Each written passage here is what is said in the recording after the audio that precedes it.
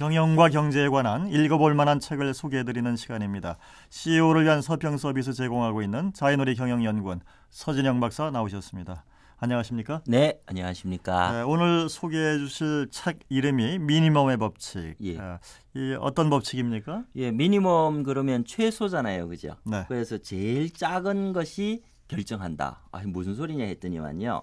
성공하려면 강점에 집중하라. 자기가 잘하는 것을 개발하라라고 얘기를 하는데 이 책은 반대로 주장합니다. 개인과 조직의 성장 및 잠재력을 좌우하는 것은 강점이 아니고 약점이고 제일 약한 부분이 결국은 가장 크게 성장할 수 있는 것의 한계다. 그러니까 약한 부분을 강화시켜야 성공하고 성장할 수 있다라고 이야기를 하고 있습니다. 그런데 주 의원께서는 농사를 지어 보셨습니까? 이 농사는 잘 못 지었고요. 집에서 이제 그 채소 정도나 가끔 물만 뿌리는 수준입니다. 그런데도 아주 농사의 핵심을 잘 알고 계세요. 예. 미니멈의 법칙을 만든 사람이 19세기의 독일 화학자입니다. 유스투스 폰 리비힌이라는 자인데요. 이분이 만들어낸 게 미니멈 법칙입니다. 네. 식물 생장에는 반드시 필요한 10가지 요소가 있다 그래요. 예를 들어 탄소, 수소, 산소, 질소 이런 그 칼슘, 우리 칼이라 그러죠. 마그네슘, 칼륨 이런 게 필요한데 이 중에서 한 가지가 부족하면 그 한 가지 원소 때문에 성장이 안 된다라는 겁니다. 그래서 가장 부족한 하나의 원소에 결정적인 영향을 받는다. 요거를 이제 미니멈의 법칙으로 얘기를 하고 있는데 이게 보니까 비즈니스하고 개인의 삶에서도 같이 적용이 되더라는 거죠. 네. 오늘 그 이야기를 드릴 겁니다. 지금 말씀을 하셨는데 우리의 삶과 잘 맞아떨어진다. 어떻게 보면 뭐 약점이라고 하는 그런 측면에서 뭐 역발상이 아닌가 생각도 됩니다만 이게 주장하는 그 근거, 이유가 어디에 있습니까? 예, 사람이 행복하려면 뭐가 있어야 될까요? 김광희 교수는 세 가지가 필요하다 그래요. 하나는 건강이다. 하나는 부고, 그리고 하나는 명예다. 이 세 가지를 다 가지면 정말 좋죠. 이 김광희 교수가 이야기하는 세 가지 조건, 건강, 부, 명예인데 이거를 가만히 보니까 건강을 예를 들어서 50점이고 그다음 부를 90점, 돈은 많이 가지고 있는 거죠. 명예도 80점이다. 그러면 얼마만큼 행복할 거냐 계산을 해보니까요.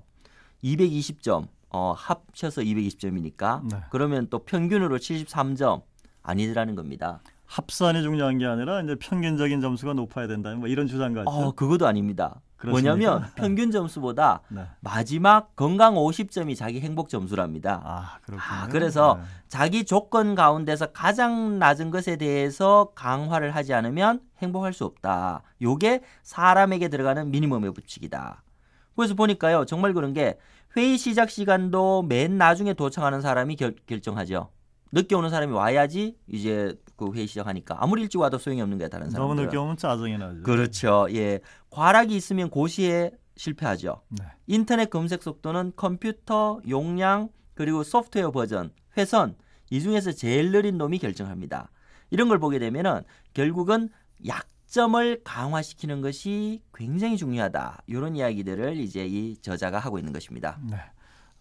이제 그 미국의 철학자 윌리엄 제임스가 이제 이런 얘기를 했다고 그러죠. 쇠사슬의 강도는 가장 약한 한 고리에 달렸다. 다시 말해서 아마 이 뭐 고리가 끊어지게 되면은 결국은 뭐 쇠사슬이 이제 끊어지는 거니까 이제 그런 얘기가 아닌가 싶은데 어떻게 보면은 그 인간의 성장 또 잠재력 저하는 요인 자체도 이런 어떤 강점이 아닌 약점에서 이제 비롯된다. 아마 저자가 이런 걸 주장하는 것 같습니다.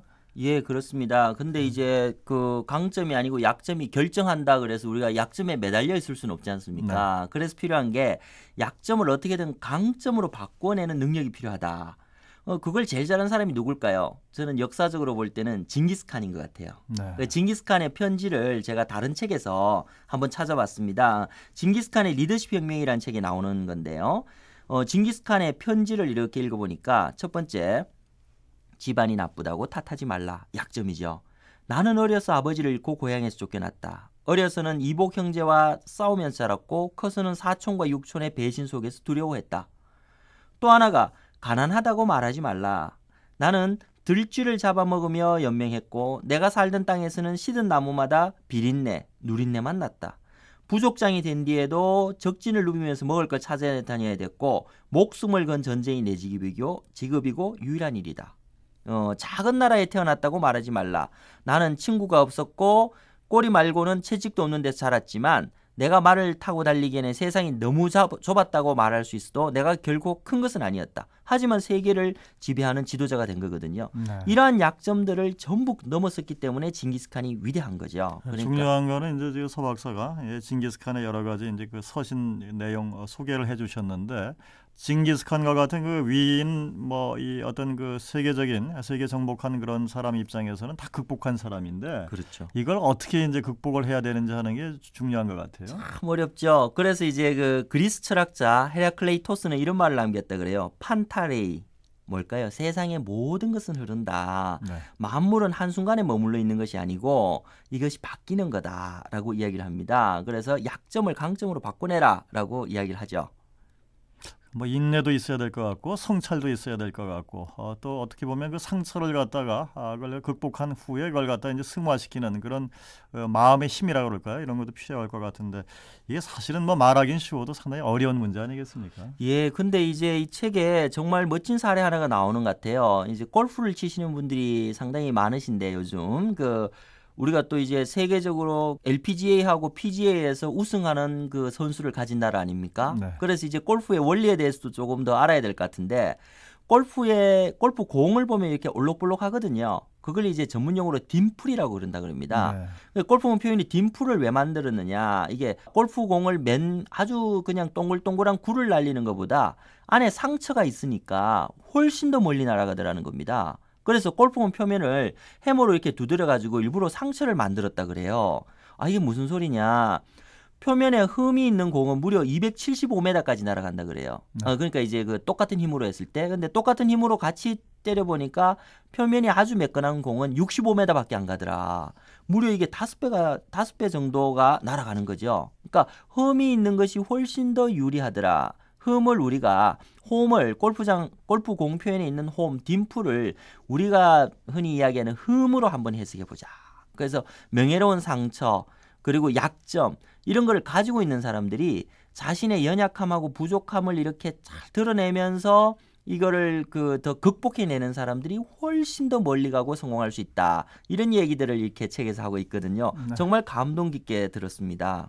그래서 이제 이렇게 결국 살아오면서 보게 되면은 가슴 속에 열등감이 없는 사람들은 한 명도 없죠. 어떤 그렇죠. 면에서 이제 그 가슴 밑바닥에 다 쓴뿌리 같은 게 있는데 이걸 갖다 결국은 다 드러내 가지고 소통을 하고 어떻게 보면은 그걸 들여다보고 하면은 객관적으로 자기를 바라볼 수 있으면은 치유가 되고 또 뭐 거기에 대해서 극복할 수 있지 않나 하는 생각을 하게 됩니다만은 예. 예일 대학에서 이제 그 이 약점을 극복하기 위한 그 치밀한 어떤 계획 이런 데 대해서 뭔가 이제 조사를 갖다 했다는 그런 얘기가 있는데 어떤 내용입니까? 예, 지난번에 제가 그 하버드 대학 학생들에 대한 연구를 발표를 드렸는데요.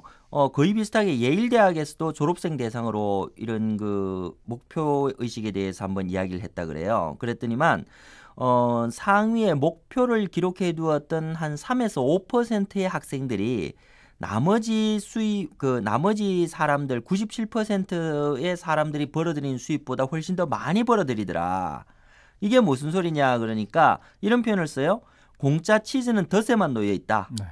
자기 확신을 가져라. 내가 약점이지만 이 약점을 극복하기 위해서 아주 치밀한 계획을 세워서 약점을 극복해 나가는 것을 긴 시간 동안에 해결해 나가면 결국은 성공할 수 있다. 이런 것들을 이제 이 조사 자료에서 말을 하고 있습니다. 그 약점을 극복한 뭐 세계적으로 유명하신 분들이 이제 꽤 있는 것으로 알고 있습니다만 사례를 갖다 몇 명 좀 들어주시죠. 그럴까요? 예, 이 책에서 이야기하고 있는 사례 중에서 저는 한 2명을 좀 핵심적으로 연구를 했는데요. 그 중에 하나가 오체 불만족이라는 책. 네. 사람이 오체가 있지 않습니까? 이 몸뚱아리와 이제 사지가 있는데 사체가 없는 분이 있더라고요. 오토다케 히로다타. 아주 유명한 분이죠. 사실 그래서 태어날 때부터 이렇게 팔다리가 없는 기형아였다 그럽니다. 3살 때부터 전동 휠체어를 탔죠. 근데 이분이 일본어로 토크쇼라 그러는데 이거 특징인데 요걸 특징을 같은 발음으로 한자만 바뀐 게 특장이라 그래요. 네.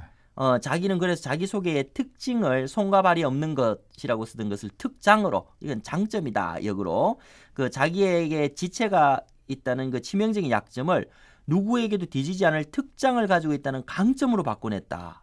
이러면서 이제 오체불만족이라는 책을 통해서 자신의 이야기를 하고 그러면서 500만 부가 팔렸는데 다른 많은 사람들에게 이렇게 희망을 심어주지 않았습니까? 이런 분들의 얘기들을 상당히 감명 깊게 약점을 극복한 사례로 보고 있고요. 또 한 분은 조앤 롤링이에요. 아주 유명한 해리포터의 작가입니다. 그분이 이런 표현을 쓰죠. 밑바닥 생활은 정말 어려웠었거든요.